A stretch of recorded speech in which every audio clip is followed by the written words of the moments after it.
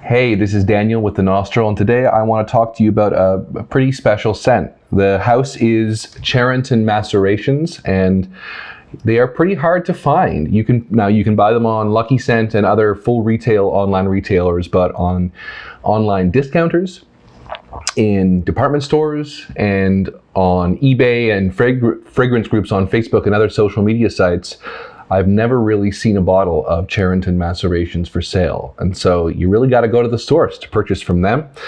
The fragrance I want to talk about is Christopher Street. It is a stunning modern chypre.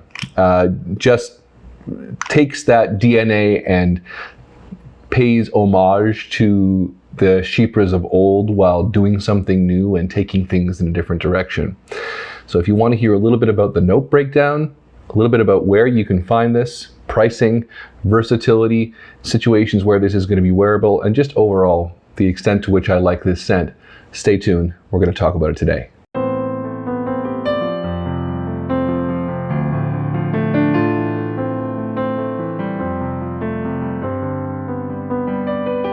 Those of you in the know will recognize the name Christopher Street. It is the street upon which the famous or infamous Stonewall riots occurred in the United States.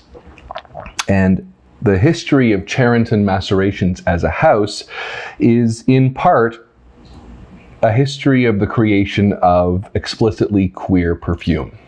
So Christopher Street is the first scent released by this house, and according to the copy and interviews that I've read with Ralph Schweiger, who is the nose behind this scent, and also I believe at least one of the people heavily involved with the house, Charenton Macerations, have said that this was crafted with the idea of it being the first queer perfume, eschewing names like unisex and masculine and feminine in favor of doing something else. And in many ways, I feel like Christopher Street succeeds in that mission.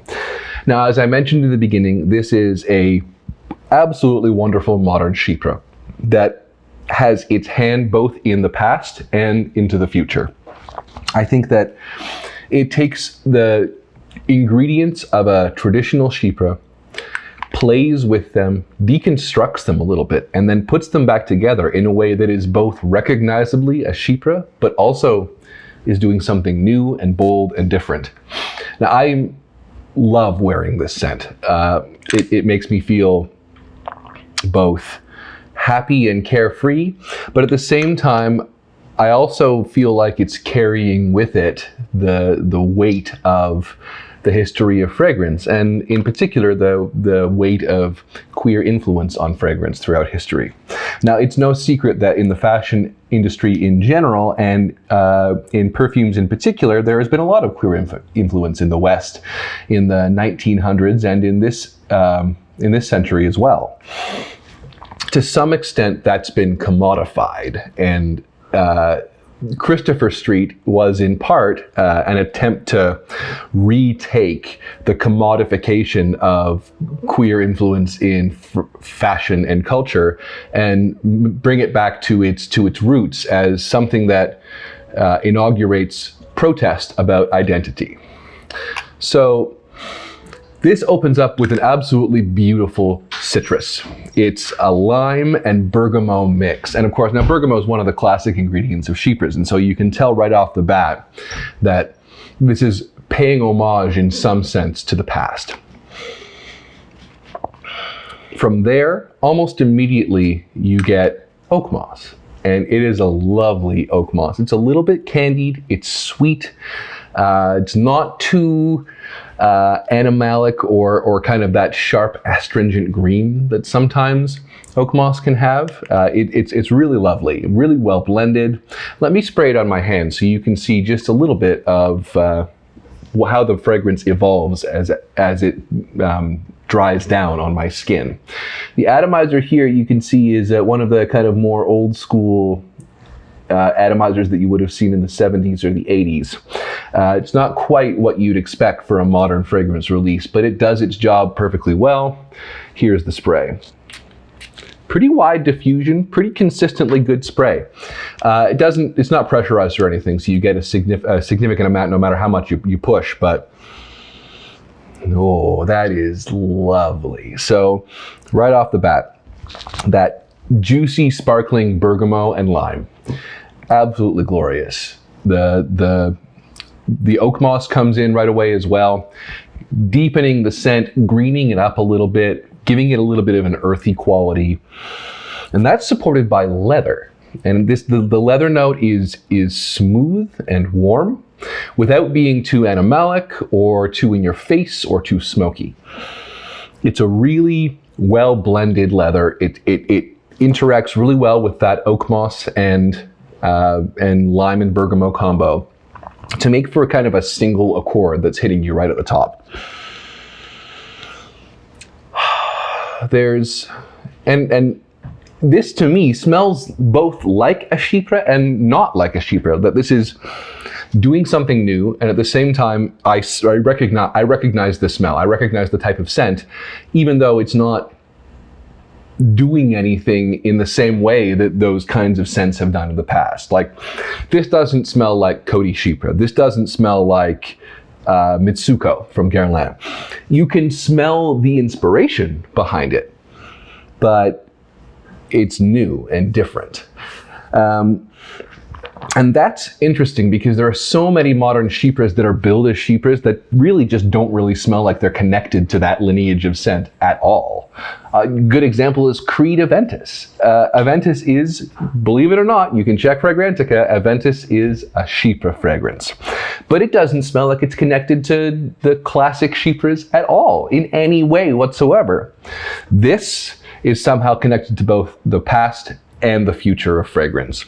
It sees what's come before, it takes those ingredients, it deconstructs them and puts them back together into something new and interesting. As the fragrance dries down, it becomes a little bit more floral and a little bit spicier too. There is carnation. And carnation is a wonderful use of a flower in here because it isn't really used in modern men's perfumery or modern women's perfumery at all. It's kind of seen as an old school note. But here, it is used to great effect. It's this kind of green, dry, almost like a sharp flower. It's almost a little bit metallic sometimes. But it's the leather, oak moss, citrus combo. It's like that combination of notes embrace the carnation and kind of say, welcome, come on in, you're one of us. It's a neat move, I think, and it kind of exemplifies the insight or the intuition, that kernel moment behind the inauguration of the brand and the fragrance, Christopher Street. It's about making space for people who might not fit in to the currently established rules of a societal order. In terms of spice, I get maybe a little tiny bit of nutmeg and clove. The clove is stronger than the nutmeg for sure. But it's not if you're not a fan of clove, don't worry, this is not a pungent clove by any means. It's just there to prop up that chypre accord that we're talking about. And it does a really good job. It plays nicely with the leather. So the leather becomes just slightly spicier. And the greenness of the oak moss kind of dampens the sharper edges of the clove. You know, sometimes you smell clove and your nostrils flare a little bit because it can just be a little bit overpowering. Some people can't stand any clove in a fragrance. It just makes them, it turns them off right away because of that kind of nostril flaring, almost mentholated smell that you get when you smell it. But the clove in here is pretty innocuous. I don't think that people who are frightened or kind of turned off by clove in fragrances are going to have a problem with the clove here. It really is just a supporting player, and it doesn't really stand out on its own as a note. It's part of the blend of notes that contribute to the overall experience of the fragrance. Performance and longevity on this are both really good. The performance, I get, maybe 3 feet out from me. It projects. In terms of sillage, it lingers pretty well. I think that I've sprayed it once or twice and come back to the room that I sprayed it in a couple of 10 minutes later and still smelled it. that's pretty good. It leaves a trail.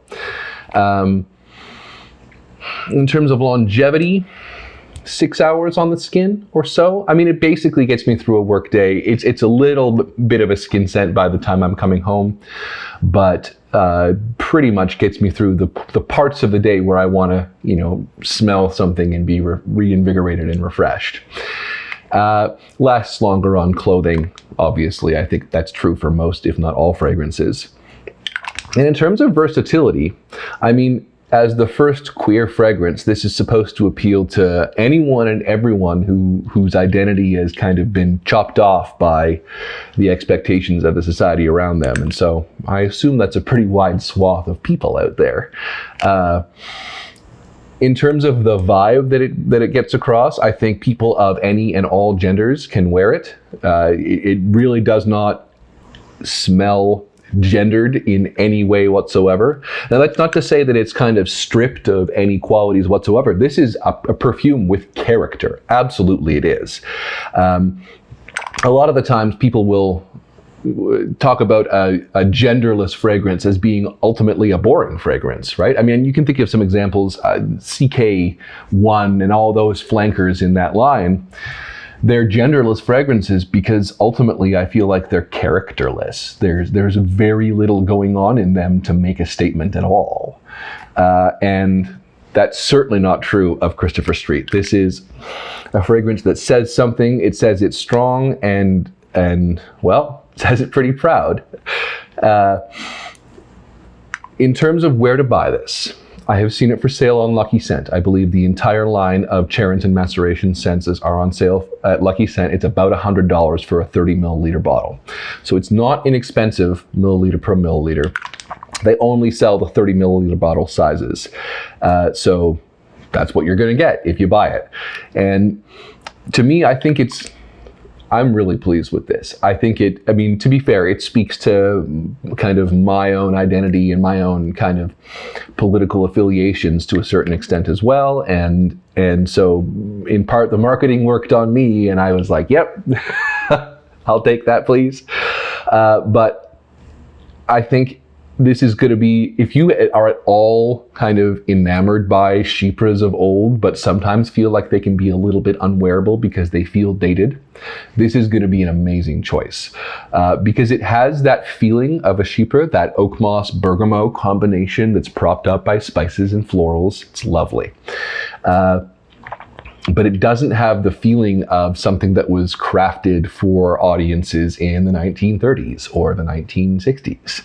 It feels like it came out in this decade, and that is an accomplishment, given that it still has the character and class of those vintage scents from the early 1900s.